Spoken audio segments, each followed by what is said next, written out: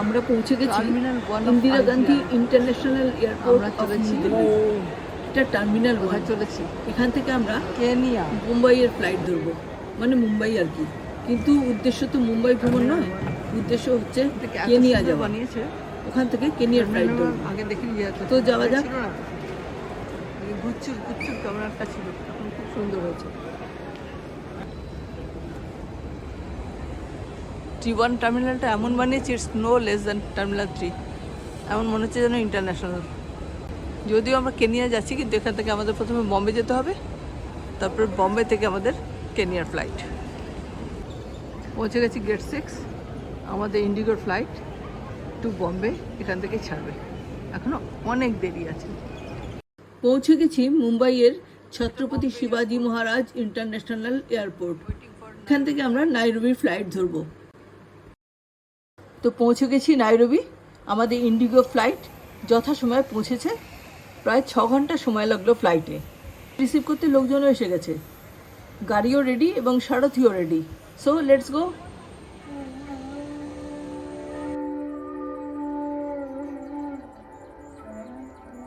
Jammu Kenyatta international airport থেকে বেরিয়ে পড়েছি। এখন বাজে 8:10, তারিখ 1 আগস্ট। বেরিয়ে যে জায়গাটার ওপর দিয়ে আমরা যাচ্ছি সেই জায়গাটার নাম হচ্ছে মাভোক্কো। যদিও খুব সুদৃশ্য জায়গা নয়, কিন্তু তবুও এখানটার নাম এই জন্য উল্লেখ করলাম যাতে বোঝা যায় কীরকম শহরটা, কীরকম দেশটা। 9টা নাগাদ পৌঁছলাম একটা সুদৃশ্য রেস্টুরেন্টে। সেখানে চা, কফি ইত্যাদি পান করে আমরা জলযোগের ব্যবস্থা করে এগিয়ে চললাম। আমাদের গাড়ির চালক ইব্রার পক্ষ থেকে ছিল। জায়গাটার উপর দিয়ে যাচ্ছি, তার নাম হচ্ছে কিলোমি। সুন্দর নামগুলো না? ছোটবেলায় ট্রেনে করে যখন যেতাম তখন সব স্টেশনের নামগুলো পড়তে পড়তে যেতাম, কি ভালো লাগতো। কি অদ্ভুত অদ্ভুত নতুন নতুন নাম।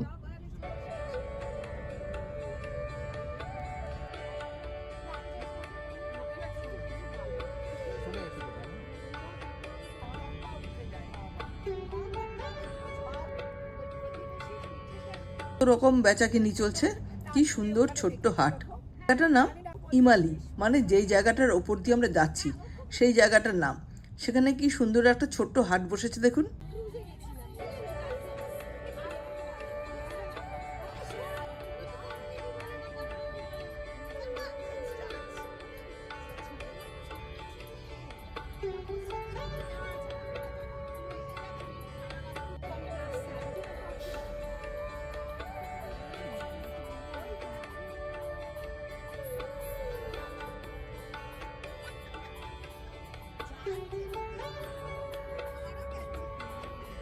রাস্তা দিয়ে যাচ্ছি। আচ্ছা, এটা নাইরোবি রাস্তা দিয়ে যাচ্ছি। এই হাইওয়েটার কি নাম এটা আমি জানি না, এটা ইব্রা বলতে পারবে।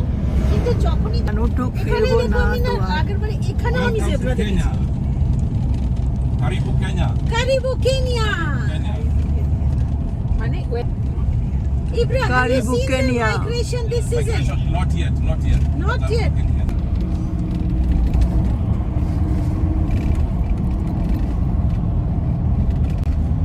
Next time আসবো যখন ছেলেমেয়ে থাকে না বাসুবাস আছে, তাহলে লোকেরা ছুটছে সেই ছুটে দেবো।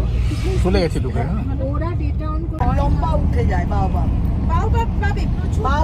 ওই প্রতিবেশীর পিঠেটা একটু বেশি মিষ্টি হয়। না, তুমি ওখানে দেখেছো এরকম? হ্ঁ জানি না, বলছিল যে সুভাষ যাবে না, গেলে বেশ মজা হতো। হ্যাঁ, ও খুব জায়গাটার নাম সাবু ইস্ট। এখানে মাটি কিরকম রুক্ষ লাল, মনে হয় এখানের মাটিতে অনেক আয়রন ওরস আছে। আকাশে খুব মেঘ করেছে, মনে হচ্ছে এক্ষুনি বৃষ্টি নামলো বলে, কিন্তু এদিকের বৃষ্টি একটু কমই হয়। তবুও আকাশের ঘন ঘটা দেখে মনে হচ্ছে বৃষ্টি এলো বলে। এই যে উঁচু উঁচু পাতাবিহীন গাছগুলো দেখা যাচ্ছে, এগুলোকে বলা হয় বাওবাব গাছ। এই গাছগুলো কিন্তু খুব ইকোনমিক্যালি ইম্পর্ট্যান্ট এবং বিভিন্ন খাবার, জুস এবং স্মুদিতে এগুলো ব্যবহার করা হয়। ফলগুলো বেশ বড় বড় হয়, গাছেই শুকোয়। এগুলো হারভেস্ট করার পর পাউডার করে ব্যবহার করা হয়। ফলগুলো একটু টকটক অ্যাসিডিক খেতে হয়। এটা ভিটামিন সি, ফাইবার এবং অ্যান্টিঅক্সিডেন্টে ভরপুর হয়। একে আফ্রিকাস আইকনিক ট্রি অফ লাইফ বলা হয়। আর এই যে নিচে কাঁটার ঝোপগুলো দেখা যাচ্ছে, এগুলোকে বলা হয় অ্যাগেভ। এগুলো বেশিরভাগ ন্যাচারালি গ্রো করে অথবা এগুলোকে কাল্টিভেটও করা হয়। দেখে মনে হচ্ছে এখানে কাল্টিভেট করা হয়েছে। এই গাছগুলোর ন্যাচারাল সুইটনারও বটে। সবথেকে বেশি ব্যবহার হয় সোর্স অফ ফাইবার হিসাবে। এই গাছ অ্যালকোহলিক বিভারেজের সোর্স, স্পেশালি ট্যাকিলা মেসকালের সোর্স হিসেবে ব্যবহার করা হয়। এর থেকে দড়ি স্পেশালি তৈরি হয় এবং কাগজও তৈরি হয়। এছাড়াও ট্র্যাডিশনাল সিস্টেম অফ মেডিসিনে এটাকে হজম ঠিক করতে, উন্ড সারাতে মানে ক্ষত সারাতে এবং ইনফ্লামেশন কমাতে ব্যবহার করা হয়।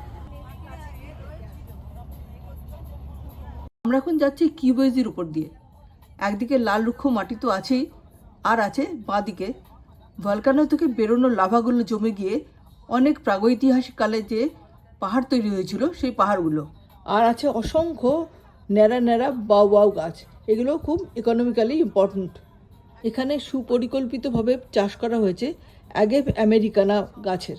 সেগুলো খুব ইকোনমিক্যালি ইম্পর্ট্যান্ট। ভলকানিক স্টোনে তৈরি পাহাড়ের প্রেক্ষাপটে এই দারুণ দারুণ দৃশ্য অপূর্ব লাগছিল।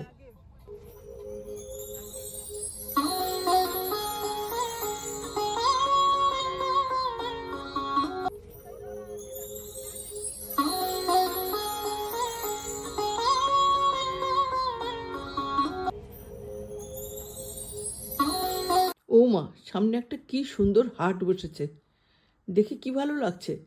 জিনিসপত্র জুটিয়ে এনে গ্রামের মানুষরা বেচাকেনা করছে। এটা গ্রামই হবে, শহর নয় জায়গাটা। সারা পৃথিবী জুড়ে সব লোকের প্রয়োজনের জিনিস তো একই রকম হয়। দেখুন, আমাদের আর এদের প্রয়োজনের জিনিসের মধ্যে কোনো কিন্তু তফাৎ নেই। আমাদের এখানে শহরতলির আশপাশ গ্রামগঞ্জ যেরকম দেখতে হয়, এখানে ঠিক সেই রকমই লাগছে। সেই রকমই জিনিসপত্র, একটুখানি মডিফাইড, কিন্তু একই রকম সব জিনিস।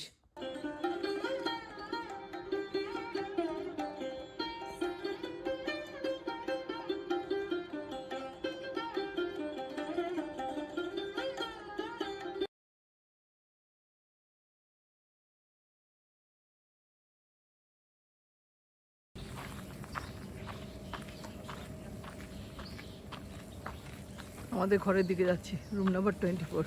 How romantic, very beautiful.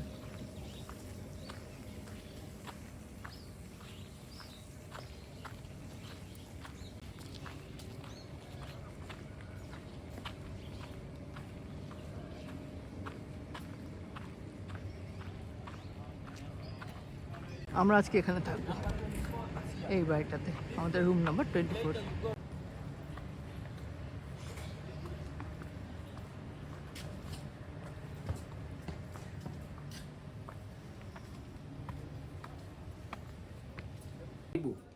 Means welcome. Welcome. Thank you.